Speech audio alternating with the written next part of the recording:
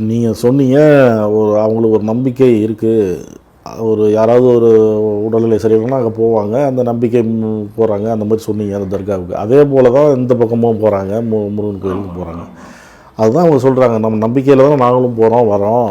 அப்படி இருக்கும்போது அங்கே போய் அந்த இடத்துல அசைவம் சாப்பிட்லாமா அப்படின்னு அவங்க கேள்வி எடுப்போம். அசைவம் தர்காவில் சாப்பிட்லாமே. தர்காவில் அந்த படிகளில் இவங்களும் போகிறாங்கல்ல, தர்காவுக்கு போகிறவன் பசிச்சா அவன் சாப்பிடுவான். அதனால என்ன ஆபத்து வருது? கைலாசநாதருக்கு அதில் என்ன கஷ்டம் இருக்கு? அசைவம் சாப்பிடக்கூடாதுங்கிறானா? அசைவம் சாப்பிடக்கூடாதுன்னு சொன்ன ஜெயலலிதா என்ன ஆனான்னு தெரியுமா உங்களுக்கு? தமிழ்நாட்டின் வரலாறு தெரியுமா உங்களுக்கு? மதுரையில் போய் பாண்டி கோவிலில் போய் நீங்க அசைவம் சாப்பிடப்படாதுன்னு சொல்லிட்டு உயிரோட திரும்ப முடியுமா?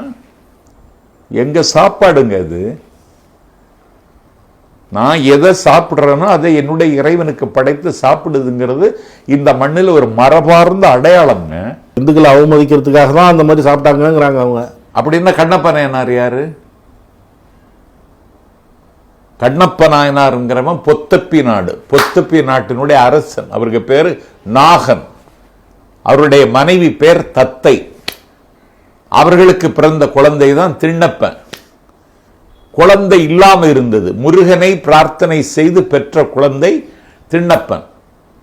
இந்த திண்ணப்பனுக்கு சின்ன வயசுலேயே வாழ்வீச்சு, வேல்வீச்சு, மல்யுத்தம் எல்லா கலையும் கற்றுக் கொடுத்தார்கள். ஒரு நாள் காலத்தி என்கிற, இன்றைக்கு காலகஸ்திங்கிறான்ல, அது காலத்தி. அங்க ஒரு சிவபெருமான் இருக்காரு.